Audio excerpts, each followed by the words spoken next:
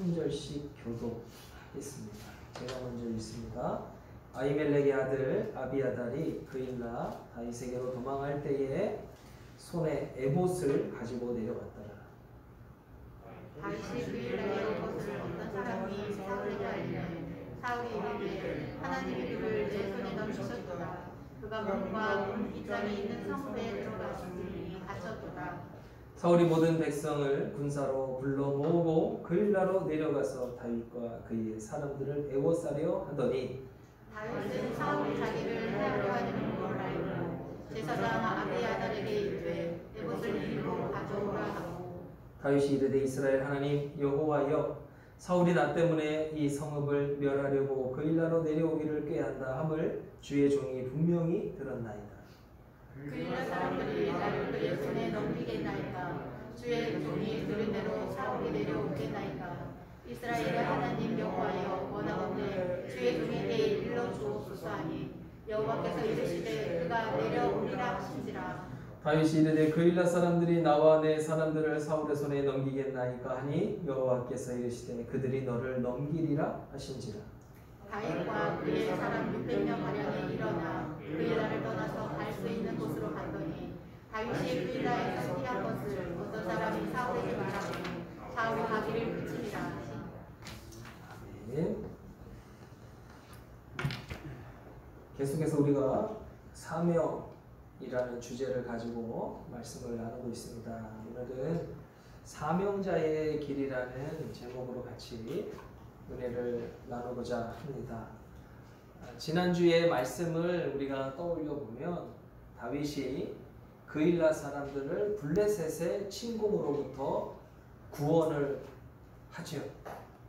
그래서 승리를 하고 나서 다윗은 그일라 성읍에 거하게 됩니다.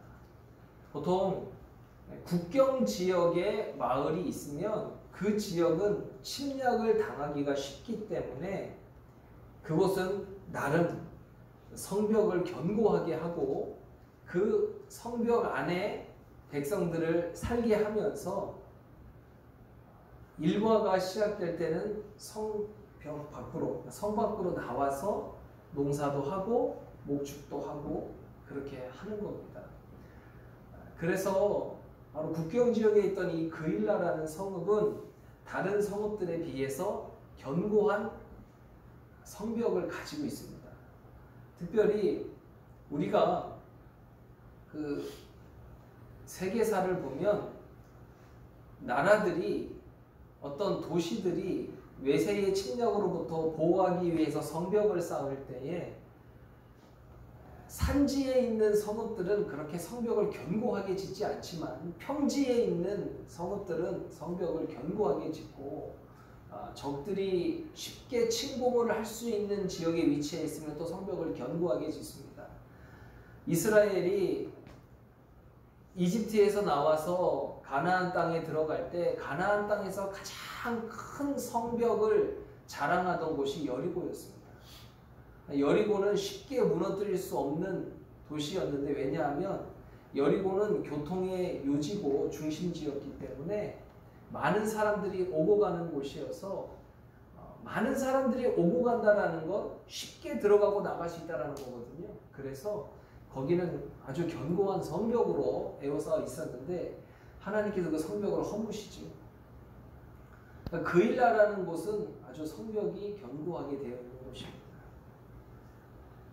그런데 다윗이 그 블레셋 철기군을 무너뜨리고 이기고 나서 그일라 사람들과 함께 그 성읍에 거하면서 서로 승리를 축하하고 기뻐하는 시간을 가질 때에 다윗이 그일라 사람들을 구원하고 그일라 성 안으로 들어갔다라는 이 사실을 어떤 사람이 사울에게 알립니다. 그래서 오늘 본문의 말씀을 보면 사울이 그 소식을 들었을 때 말하기를 하나님이 그를 내 손에 넘기셨도다. 지금 이거는 거의 신앙 고백의 수준입니다. 하나님이 나를 드디어 다윗을 칠 수 있도록 기회를 주셨구나. 왜냐하면 사울이 말하기를 그가 즉 다윗이 문과 문빗장이 있는 성읍에 들어갔으니 갇혔도다 라고 그렇게 얘기합니다. 그리고는 야 잘됐다. 이제 다윗이 그 성에 들어가 있으니까 우리가 다윗이 어디 숨었는지 찾을 필요도 없다. 그냥 성에 들어갔다. 어떻게 하면 되냐? 성을 공략하면 된다. 그런데 나름 성벽이 견고해서 치기가 어려우면 뭐 하면 돼요? 기다리면 돼요. 호위하고 기다리면 아내가 불리합니까? 바깥에가 불리합니까? 아내가 불리하죠. 식량이 다 떨어지면 어떻게 할 거예요? 그 안에서 농사를 못 지어요. 성 밖으로 나와야 농사를 짓는 거고 성 밖으로 나와야 필요한 물건들을 얻을 수 있는 건데 성벽 안에 들어가서 성문을 걸어 잠그고 있으면 결국은 못 견디게 돼 있거든요. 그래서 사울은 잘됐다. 이제는 흩어져 있는 병력을 다 모아서 그일라로 직결시키면 되고 그일라를 포위한 다음에 다윗을 거기서 없애면 된다. 그래서 사울은 너무나 좋아합니다. 다윗은 도망자의 시간을 오랜 시간을 그렇게 보냈어요. 우리가 인생을 살면서 제대로 내가 이렇게 한 곳에 정착하지 못하고 계속 떠돌아다니면 사람들은 무슨 생각을 합니까? 내가 언제쯤 되면 정착할 수 있을까? 언제쯤 되면 내가 이제 좀 안정적인 삶을 살게 될까? 이런 생각을 하게 되죠. 저도 이사를 지금 10번을 했는데 근데 참 이사하면서 다닐 때마다 학교 문제도 걸리고 여러 가지 모든 상황이 걸리는 거예요. 아이들 키우는 데도 그렇고. 그래서 야 언제쯤 정착할 수 있을까 이런 생각들을 사실은 하면서 지냈거든요. 그러니까 사람이 한 곳에 머무르지 못하고 계속 돌아다니면 누구나 다 안정된 삶을 추구할 수밖에 없습니다. 다윗은 도망자로 살면서 막 광야에서 뭐 어떤 불 속에 들어가 살거나 골짜기에 들어가서 숨거나 어떤 좀 뭐 살기에 조금 괜찮은 곳이 있으면 그런 의심터를 찾아서 거기서 지내거나 다윗이 그랬거든요.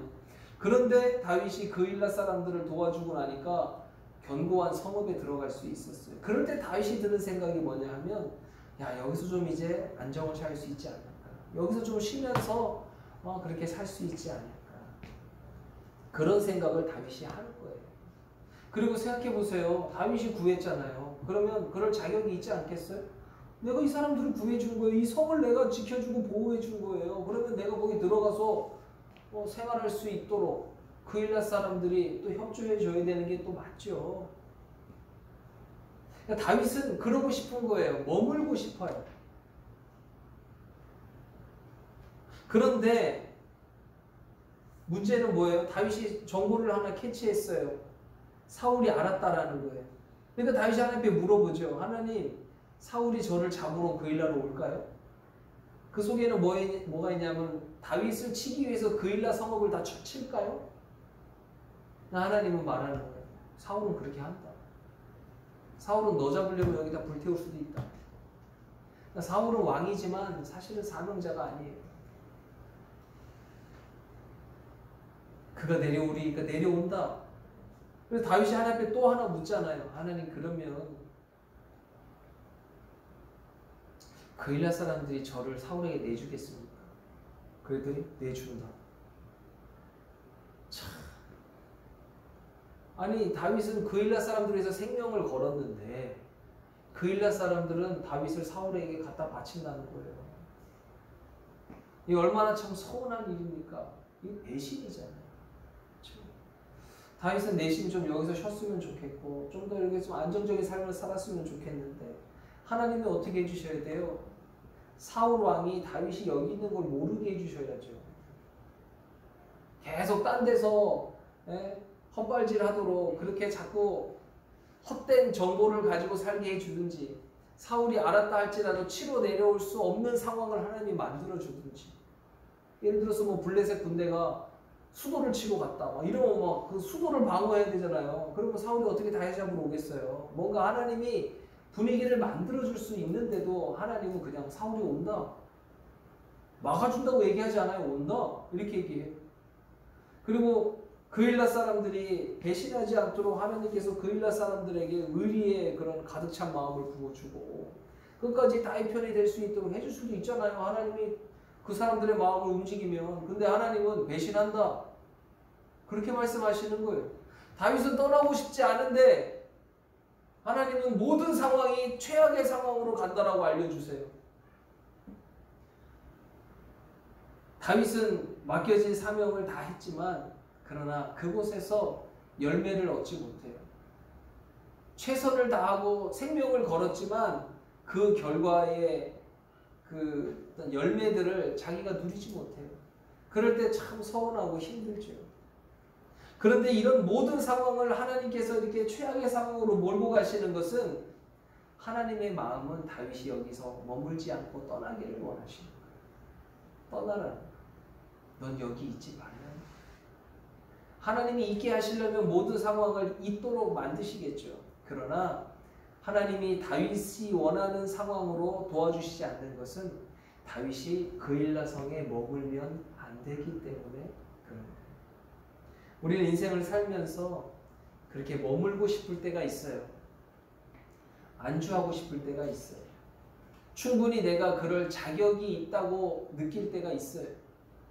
그런데 그렇게 내가 느꼈지만 상황이 내가 원하는 대로 되지 않으면 어떻게 해요? 상처받아요.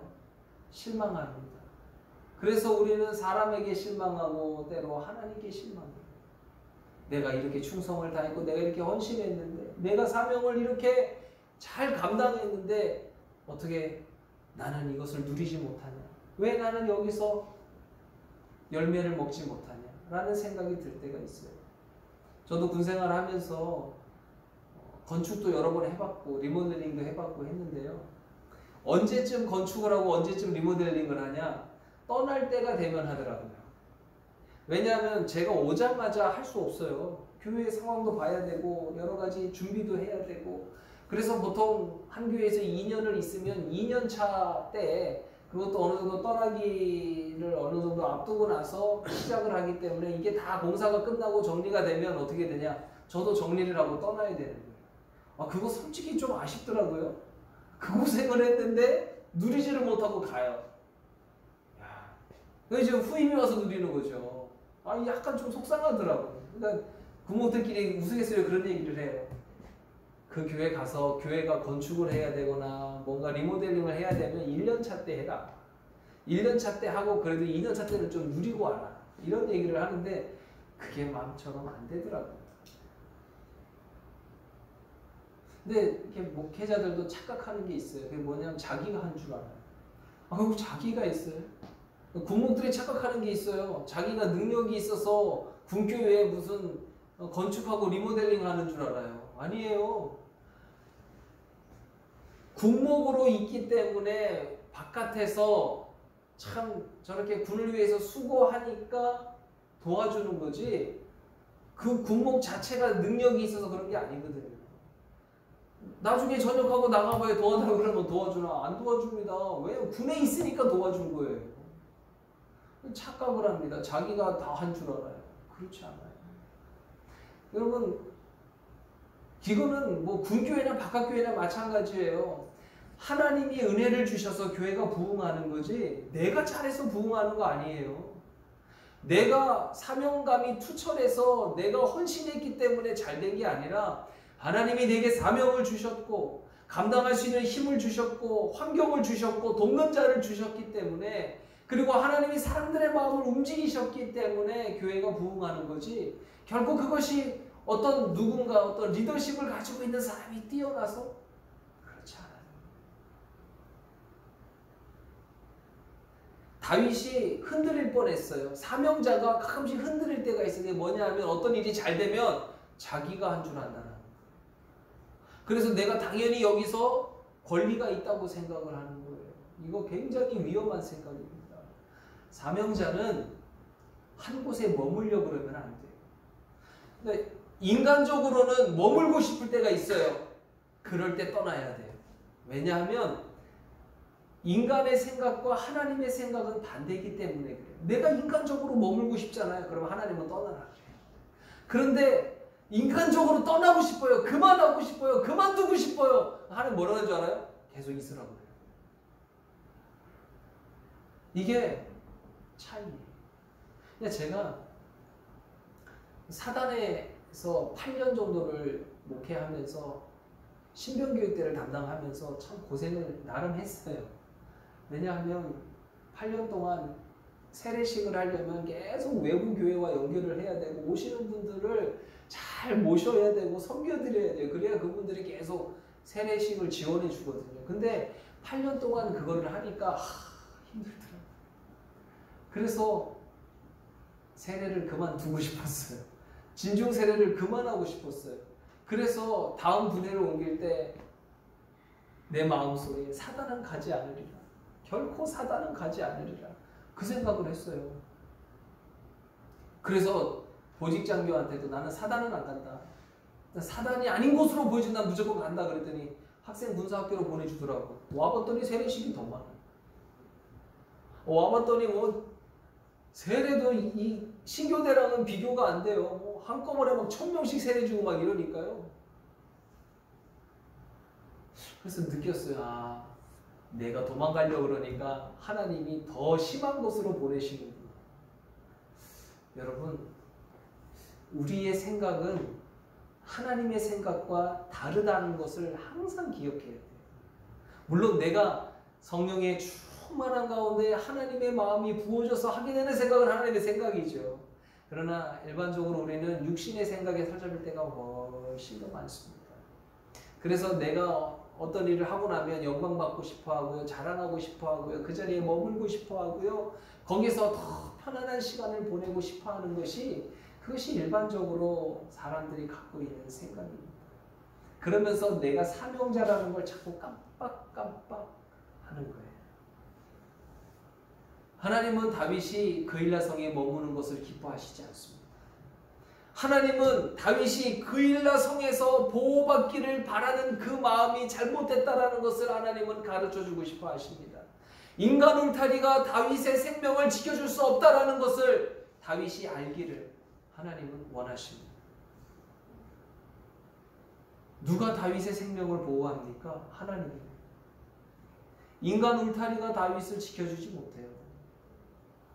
생각해 보세요. 그일라 사람들이 사울왕에게 도움을 요청하고 다윗에게 도움을 요청했던 것은 자기들이 살고자 함이었어요. 그들이 다윗에게 도와달라고 한 게 다윗을 자기들이 지켜주고 보여주려고 다윗에게 도와달라는 게 아니잖아요. 블레셋으로부터 자기들이 죽게 생겼으니까 도와달라고 한 거예요. 그래서 도와줘서 이겼으면 이제 그들이 다윗 편이 될 것 같죠? 그렇지 않아요. 그들은 자기 편입니다.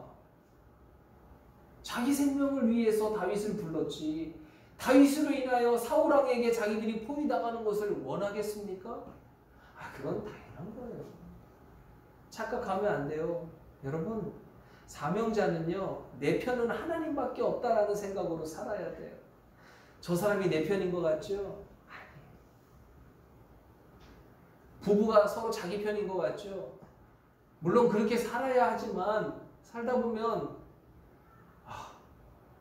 어쩌면 이렇게 내 마음을 몰라주지. 그럴 때가 얼마나 많은지 몰라요. 사람은 어떤 극한 상황에 들어가고 정말 궁지에 몰리면요, 자기를 위해서 살게 돼 있어요. 그러니까 다윗이 착각한 거죠. 그일라 사람들이 내 편에 서리라. 근데 사울도 그렇게 생각했어요. 다윗이 그일라에 머물면서 같이 그일라 사람들과 거기서 함전하겠지. 저거 잘됐다. 누가 이기나 해보자. 사울도 그렇게 생각했어요. 그런데 다윗은 하나님께 묻잖아요. 하나님, 사울이 옵니까? 온다. 이 백성들이 저를 사울에게 내어줍니까? 내어준다. 그래서 다윗은 결론을 내려요. 떠나야 되는 거군요. 하나님, 가야 되는 거군요. 예수님께서 이 땅에 오셨을 때에 예수님은 연약한 인간의 몸을 입고 오셨고 또 세상에 죄로 가득한 그 사람들을 위해서 정말 자신의 모든 것을 바쳐서 말씀을 전하시고 그들을 치유하시고 그들을 위로하시고 그들과 함께 먹고 마시면서 그들을 구원하기 위해서 예수님은 온 힘과 정성을 다 쏟으셨습니다. 예수님은 사명을 갖고 이 땅에 오셨기 때문에 그렇게 모든 죄인들을 위해서 자신이 할 수 있는 모든 것을 다 하셨습니다. 그런데 어떻게 돼요? 배신당하잖아요. 그렇죠?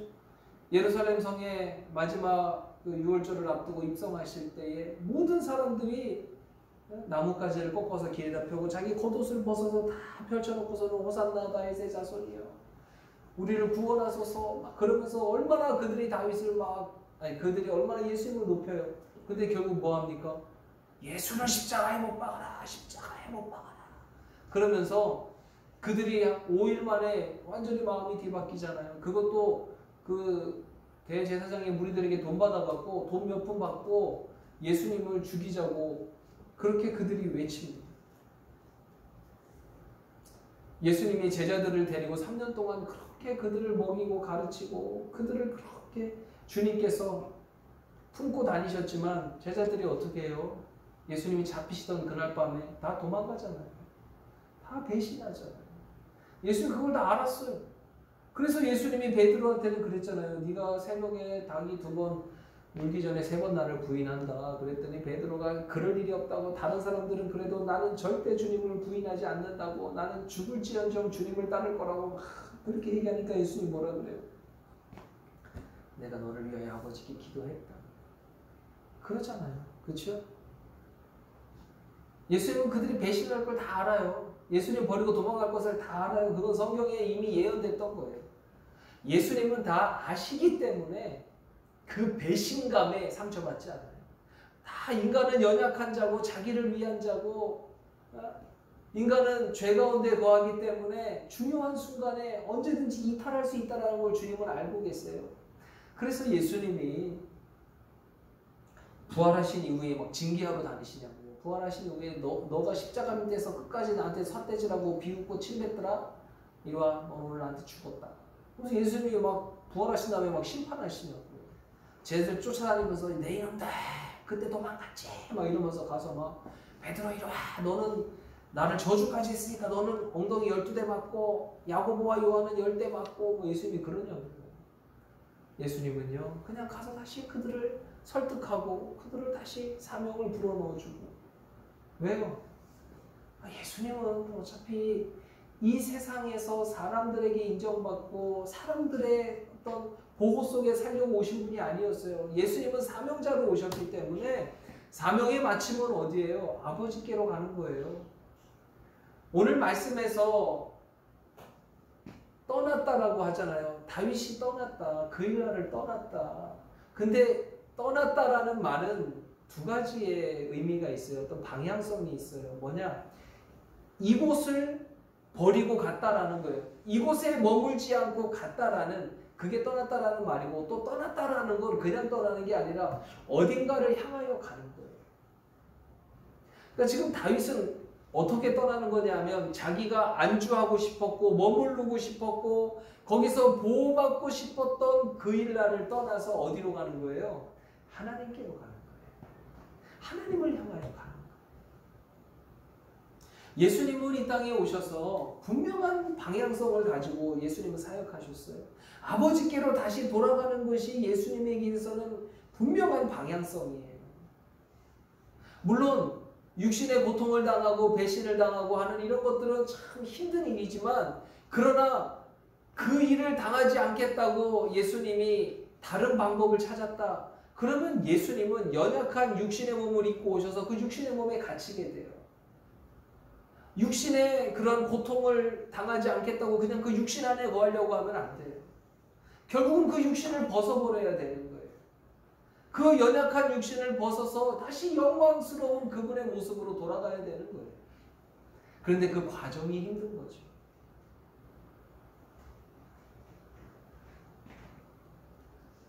우리는 사명자입니다.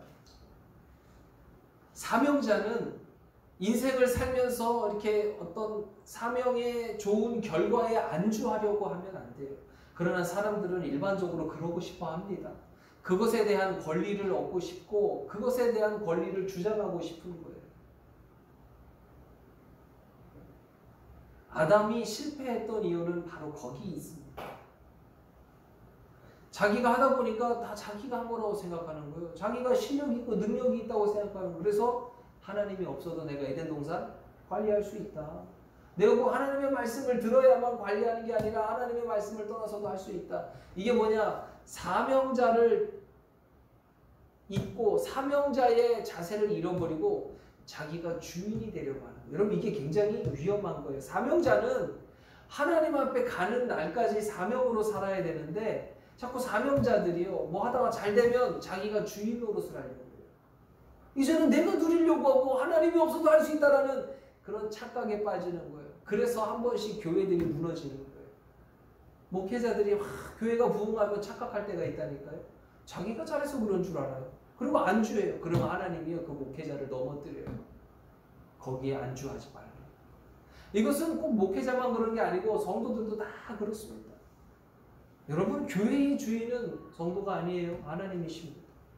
우리를 여기서 신앙생활을 오래 하게 하시고 여기서 우리에게 충성할 수 있게 하시고 기회를 주시고 건강을 주시고 했던 그 모든 일들은 하나님이 하시는 거죠. 내가 훌륭해서 내가 관리를 잘해서 그런 게 아니라는 거예요. 이 착각하면 안 돼요. 한국교회가 착각하면 안 돼요. 한국교회가 부흥한 것이 그 교회 성도들이 그 교회를 목숨 걸고 지켜서라고 생각하세요? 착각하면 안 돼요. 내가 한 교회에서 50년, 60년을 있어서도 나는 이 교회에서 주장할 수 있는 권리가 하나도 없어요. 사도 바울이 얼마나 많은 교회를 세웁니까? 성경에 보면 다 사도 바울이 세운 교회로 가득해요. 사도 바울은 여러 지역을 다니면서 에베소에 가서 교회를 세우고 빌립보에서도 교회를 세우고 골로새에서도 교회를 세우고 갈라디아에서도 교회를 세우고 고린도에서 그러니까 바울은 가는 곳마다 교회를 세워요. 그런데 바울이 자기 교회 세운 거 자랑합니까? 그가 여러 나라를 다니면서 선교를 할 때 얼마나 그 선교 자금이 많이 들겠어요. 그러면 바울이 각 교회마다 야 고린도 교회는 크니까 월 한 200씩 나를 지원하고 그리고 뭐 저 갈라디아라든지 에베소 뭐 빌립보 이런 교회들은 한 50씩 지원해. 나 누구 조로 하는 거야? 다 하나님 나라에서 하는 건데 말이야. 성교원금 해. 그러면서 교회들마다 그가 압박을 하냐고요. 그러면서 내가 교회를 세웠으니 내가 하라는 대로 해야지 뭐 그러냐고요. 그런 얘기 절대 안 합니다. 왜냐하면 그는 알고 있어요. 내가 교회를 세울 만한 사람이 아니라는 거를 누구보다 잘 알고 있는데 그런 나를 통해서 주님이 교회를 세우신 거예요. 그런 나를 통해서 하나님께서 믿는 자들을 불러주신 거예요. 그런 나를 통해서 많은 사람들이 영생에 대한 소망을 갖고 살도록 하나님이 역사하신 거예요. 그건 자기 지식에서 나온 게 아니에요. 그는 말하잖아요. 내가 지금까지 모든 배웠던 학문을 다 배설물과 같이 여긴다. 예수 그리스도를 아는 지식이 가장 고상하다. 그 얘기 뭐예요? 예수님이 하신다라는 거. 예수님이 사람들의 마음을 움직여서 교회를 세우고. 성경 가운데 찾아볼까요? 빌립보서 한번 찾아봅시다. 빌립보서 3장. 빌립보서 3장 12절에서 14절의 아주 유명한 말씀이죠. 빌립보서 3장 12절에서 14절 말씀 우리 같이 읽어보겠습니다. 내가 이미 얻었다 함도 아니요 온전히 이루었다 함도 아니라 오직 내가 그리스도 예수께 잡힌 바 된 그것을 잡으려고 달려가노라. 형제들아 나는 아직 내가 잡은 줄로 여기지 아니하고 오직 한 일 즉 뒤에 있는 것을 잊어버리고 앞에 있는 것을 잡으려고 표대를 향하여 그리스도 예수 안에서 하나님이 위에서 부르신 부름의 상을 위하여 달려가노라. 아멘. 사명자는요 자기가 한 일 뒤에 있는 것을 돌아보지 않습니다. 내가 이렇게 했는데 내가 저렇게 했는데 어떻게 나한테 이럴 수 있어? 그런 생각 안 합니다. 오직 위에서 나를 부르신 이를 바라보는 거예요. 오직 예수 그리스도만이 내 삶의 목적이라고 목표라고 내 종착역이라고 생각하면서 그분만 바라보면서 나를 부르신 그분을 향하여 끝까지 간다는 거예요. 다윗은 그 일나에 머물면 안 돼요. 그 일나는 다윗이 왕으로서 통치할 수 있는 지역이 아니에요. 하나님이 왜 다윗을 거기에 머물지 못하게 하냐? 하나님은 더 견고한 성, 왕으로서 거해야 될 성을 다윗에게 주시기 위해서 그런 거예요.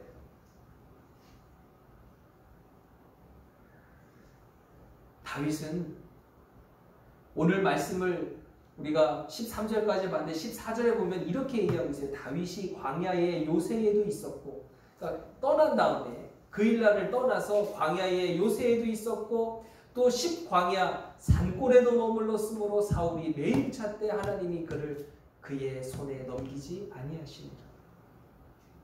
자 보세요. 하나님이 그일라에 있으면 어떻게 해야 돼요? 사울이 온다 그랬어요. 그일라에 있으면 어떻게 됐어요? 백성들이 그일라 사람들이 배신한다 그랬어요. 근데 그일라를 떠나니까 백성들이 배신할 일이 있어요? 없어요? 배신할 일이 없어요. 그러니까 상처받을 일이 없어요. 그리고 떠났더니 사울이 와요 안 와요? 못 와요. 그리고는 광야로 들어가요. 여러 지역으로 숨어 지내요. 그런데 하나님이 뭐라 그래요? 다윗을 사울의 손에 넘기지 아니하셨다라고 얘기해요. 하나님에게는 계획이 있어요. 하나님이 이스라엘의 왕으로 다윗에게 사명을 줘서 다윗이 그 왕의 역할을 잘 하려면 다윗은 어떻게 해야 되냐? 시간이 필요한 거예요. 다윗이 그와 함께하는 600명과 함께 막 여기저기 숨잖아요.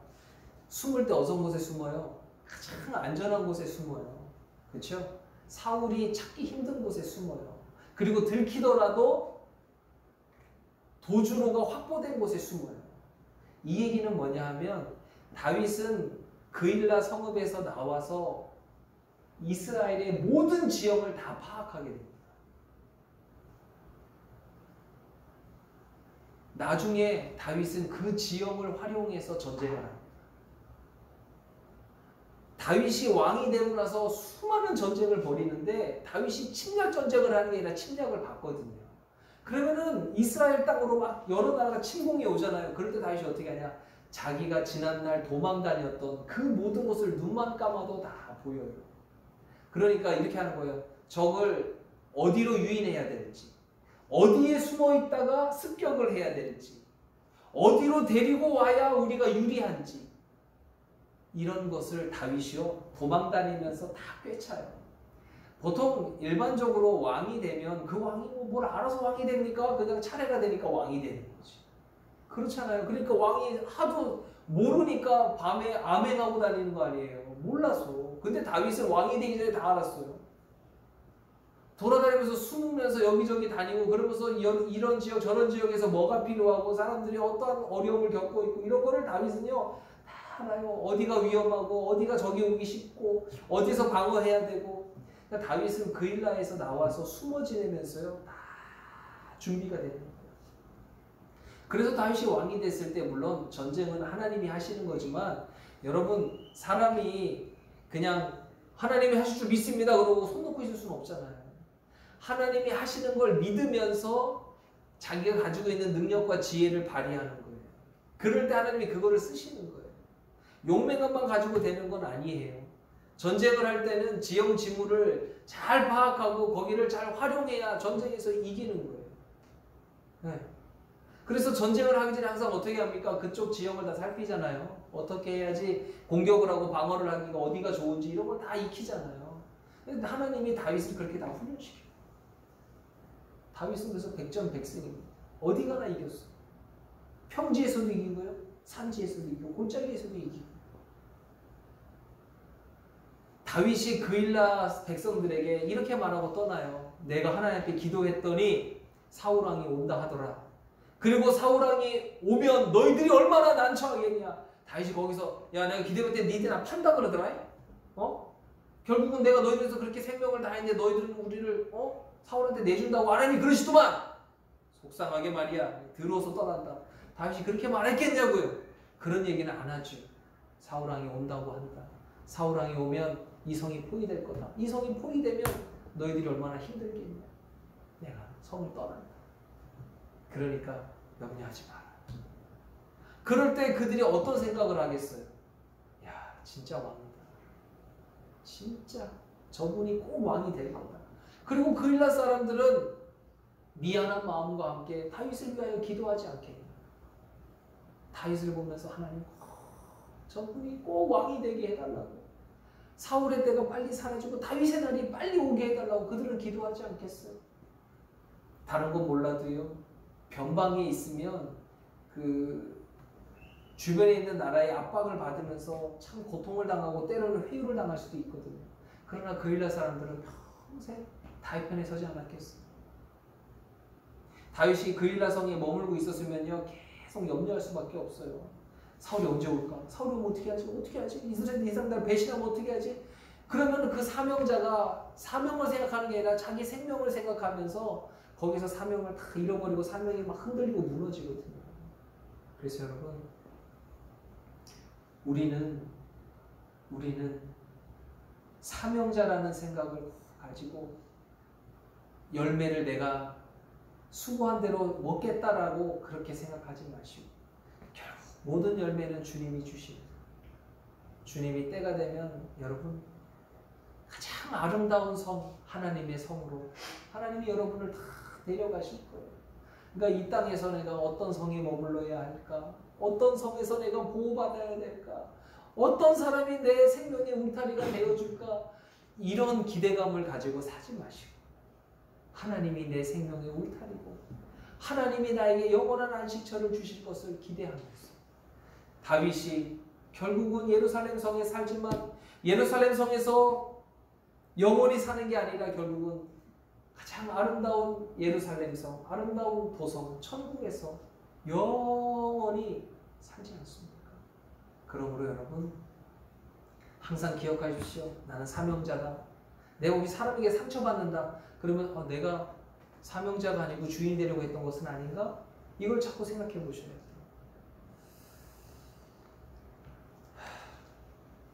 아까 우리 안수 집사님이 기도도 그렇게 하셨지만 정말 걱정되는 것이 한 가지 있어요. 그게 뭐냐 하면, 코로나의 상황이 회복이 되면 한국교회가 회복될까? 이게 사실은 굉장히 아이러니한 문제입니다. 사람들은 말하죠. 하나님 빨리 코로나가 사라지게 해서, 코로나가 사라지면, 코로나를 이제는 이겨내면 우리의 예배가 회복되지 않겠습니까? 라고 기도하면서도요, 지금 코로나가 뭐가 됐냐? 그일라 성이 됐어요. 그래서 코로나에 안주하고 있는 거 아세요? 이제는 조금만 문제가 생기면 아유, 교회 못 가요. 이제 그렇게 됐어요. 예전에는 생명 걸고 교회 가야 된다 그랬는데, 지금은 조금만 있으면 아유, 교회 가기 힘들 것 같아요. 혹시나 뭐 이러면서 예배의 자리를요, 코로나로 인하여서 자꾸만 예배의 자리로 나오려고 하지 않고 그 코로나 성읍에 머무르려고 한다는 사실이에요. 지금 큰 교회들도 제가 물어보면 뭐 지금 10%, 20% 이렇게 하잖아요. 수도권은 10%, 저쪽은 지금 20% 이렇게 지금 다른 데는 하거든요. 근데 그렇게 교인들이 와서 앉아있지 않는데요. 10%도 안 온다는 거예요. 와도 된다고 얘기하고 막 목사님들이 와도 됩니다, 교회로 오십시오 하는데도 안 온대요. 이게 좀 심각한 겁니다. 그냥 집에 와서 그냥 이렇게 TV 보듯이 그냥 틀어놓고 앉아서 자기 볼일 보면서 나 예배 드렸어. 지금 이런 분위기로 가고 있다라는 거예요. 그리고 군부대도 지금 문제입니다. 애들이 그냥 나 우리 교회 온라인 들어갔어. 그러는데 그럼 애들이 뭐 예배를 제대로 드리냐? 그게 아니에요. 그냥 틀어놓고 그냥 누워 있거나 그냥 그러면 뭐 나 들어갔었다고 이렇게 하고 지금 그러고 있는 거예요. 여러분, 사명자가 그 사명의 길을 잘 가려면 어떻게 되냐면 하나님 앞에 묻는 것을 계속해야 돼요. 다윗이 계속 물었잖아요. 심지어 하나님께서 다윗을 그일라에 머물지 않고 계속 광야 길로 잡아 돌리려고 하나님이 어떻게 했어요? 아히멜렉의 아들 아비아달을 보내잖아요. 아비아달이 올 때 뭘 가져왔다 그랬어요? 에봇을 가지고 왔다 그랬어요. 에봇이라는 건 뭐냐 하면 제사장이 그 옷을 입고 하나님 앞에 묻는 거예요. 기도하고 에봇을 입고 들어가서 하나님 앞에 응답받고 그러는 거거든요. 이 아비아달은 제사장입니다. 하나님이 아예 이제는 공식적으로 제사장을 붙여줘요. 원래 제사장은 어디 있는 거냐면 성읍에 있는 거예요. 제사장은 떠돌아다니는 게 아니고 한 지역에 머물면서 그 지역을 위해서 하나님 앞에 기도하고 그 지역 사람들을 하나님 앞에 세우는 일을 해야 되는데, 하나님이 드디어 다윗에게 아비아달을 보내줘요. 에봇을 가지고 오게 해요. 그 얘기는 뭐냐? 네가 가는 곳에 다 성읍이다. 네가 가는 곳에서 다 하나님이 역사하고 들어주고 응답하고 다 한다. 그래서 다윗은요, 이제는 가는 곳마다 거기서 하나님 앞에 기도하고 거기서 제사장을 통해서 하나님 앞에 묻고 시스템이 갖춰져요. 비록 떠돌아다니지만 다니는 곳을 성읍되게 하셨다라는 사실이에요. 여러분, 우리가 예배의 자리에 나와서 하나님 앞에 묻고 응답받고 그래야 우리는 사명의 길을 계속 가는 거예요. 안 물어보면 어떻게 돼요? 내 생각으로 가는 거예요. 내 방법으로 가는 거예요. 그러면 거기서 어떻게 해요? 불안해진다니까요. 그 일랑에 머물면 불안한 거예요. 초조한 거예요. 그리고 그 안에서 원망과 불평과 배신과 그 안에서 상처와 아픔을 가지고 살아야 돼요. 그러나 하나님 앞에 예배에 나와서 묻고 하나님이 나를 보내시는 그곳에서 사명 감당하면은 우리는 절대로 후회 없는 삶을 삽니다. 그래서 부탁드려요. 예배의 자리로 나오십시오. 우리 지금 10%인데 좀 있으면 좀 늘어나겠죠. 20%로. 우리 10%면은요, 25명은 와서 앉아있을 수 있어요. 지금 몇 명 앉아있는 줄 아세요? 성인 11명 있습니다. 성인 11명. 네. 그리고 뭐 여기 아이들 뭐 포함해도 20명도 안 돼요. 하나님이 떠나라고 할 때 떠나고, 머물라고 할 때 머물고, 하나님이 예배의 자리로 나오라고 그럴 때 나오고, 은혜 받고 다시 하나님이 우리를 떠나라고 할 때 그곳에서 사명 감당하고.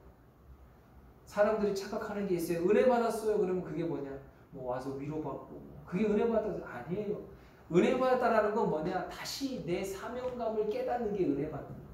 아, 이게 내 사명을 내가 다시 알았어요. 아, 이 사명을 이루기 위해서 하나님 나를 위로하셨군요. 이 사명을 감당하려고 하나님 내게 건강도 주시고 지혜도 주시고 능력도 주시고 담대함도 주신 거군요. 그래서 그게 내게 은혜가 되는 거예요. 그래서 나가서 우리는 사명을 감당해야 돼요. 우리 같이 이 시간 기도하겠습니다.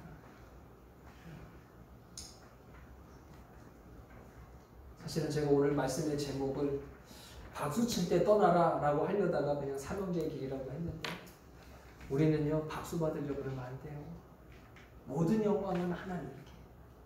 오늘 우리가 이 시간 기도할 때 우리 자신과 우리 교회와 한국교회에서 기도합시다. 이 땅의 목회자와 이 땅의 성도들이 안주하지 않게 해달라고. 사람들은 말해요. 지금 한국교회가 포화 상태래요. 말도 안 되는 소리 하고 있어요. 무슨 한국교회가 포화 상태입니까 지금?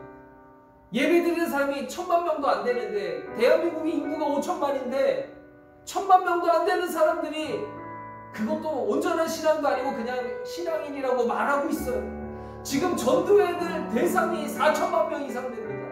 무슨 한국교회가 포화 상태입니까? 이건 우리가 지금 안주하고 있는 거예요. 우리가 이 정도면 됐다고 생각하는 거예요. 그렇지 않아요. 이 정도에서 만족하면 안 돼. 이거는 사명자가 아닙니다. 이 시간 기도할 때 주여, 이 땅의 성도들이 다시 한번 사명으로 불타오르게 하여 주시고, 하나님의 말씀 붙잡고 영혼을 구원하는 그 일을 행하기 위하여 더 예배의 자리로 나오게 하시고, 코로나로 인하여서 예배가 무너지는 것이 아니라 주여 예배가 더 뜨거워지게 하시고, 그 예배에서 사명을 다시 한번 확인하고 우리가 나가서 복음을 증거하였으니 주님 앞에 서는 그날까지 사명 감당하는 이 땅의 성도들이 되게 해달라고 이 시간 다 함께 기도드리겠습니다.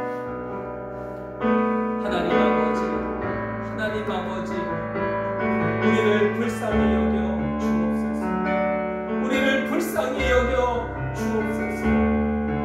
주여, 우리의 마음 가운데 주를 향한 사명이 불타오르지 못하고 그냥 지금 있는 것이 좋사오니, 그냥 여기 있는 것이 좋사오니, 여기서 위로받고 여기서 보호받고 여기서 안식을 얻기를 원하는 사람들이 얼마나 많은지 모릅니다. 주여, 이 세상의 그 무엇도 나를 보호할 수 없고 내 생명을 지켜줄 수 없습니다. 사람의 울타리가 나를 보호할 수 없습니다. 세상의 어떠한 학력이나 지위나 어떠한 내가 쌓은 경험들이 내 인생을 보호해 줄 수 없습니다. 비록 내가 열심히 살고 부지런히 살아서 어떠한 성과를 냈다 할지라도 그 영광은 나의 것이 아니라 하나님의 것입니다. 그것이 내게 영원한 열매를 주지 못합니다. 예수 그리스도만이 나에게 참된 열매를 주십니다. 주여, 머물지 않고 주님 바라보고 떠나는 자가 되게 하여 주옵소서. 내 생각에 머물지 않게 하여 주시고 하나님의 생각을 따라가는 자가 되게 하여 주옵소서. 아버지여, 한국교회가 너무나도 힘들고 어려운 상황 가운데 있습니다. 우리가 힘들다는 것을 알면서도 예배하기를 주저하고 있습니다. 하나님 앞에 나와 부르짖어야 하는데 많은 사람들이 코로나를 핑계 삼아서 하나님 앞에 나오지 않습니다. 예전에는 죽더라도 교회에 와서 죽어야 한다고 그렇게 가르쳤고 그것을 사명으로 알고 살던 이들이 이제는 조금만 인생에 문제가 있으면 교회에 오려고 하지 않습니다. 이런 문제가 있기 때문에 내가 예배를 쉬겠다고 말하고 집에서 참여하겠다라고 말합니다. 오 하나님 아버지, 하나님 아버지, 우리가 예배를 지키게 하시고 예배를 사명으로 알게 하여 주시옵소서.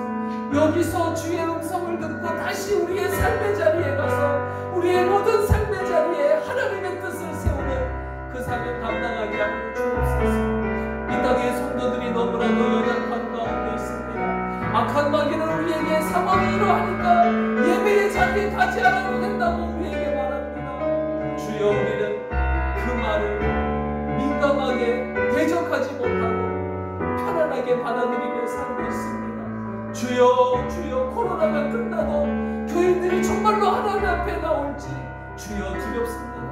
아버지여, 이 땅의 성도들이 예배를 소중히 여기게 하시고 정말로 사명자로서 하나님 앞에 사명을 부여받고 다시 세상으로 나가서 그 사명 감당하여서 하나님이 기뻐하시는 자로 섬기하여 주옵소서. 하나님이 가라는 곳으로 가게 하옵소서. 머물라 그러면 머물게 하여 주옵소서. 떠나라 그러면 떠나는 자가 되게 하여 주옵소서. 삶의 주인이 하나님이신 것을 잊지 않게 하여 주옵소서. 하나님 감사합니다. 우리를 사명자로 불러주셔서 땅의 것에, 이 땅의 사람에게 안주하지 않게 하시고 주님 바라보며 나아가게 하시니 감사합니다. 저 천국에 이르는 그날까지 하나님 앞에 묻고 하나님을 향하여 나아가고 사명의 결과에 안주하지 아니하고 계속해서 표대를 향하여 내 앞에 계신 위에서 나를 부르신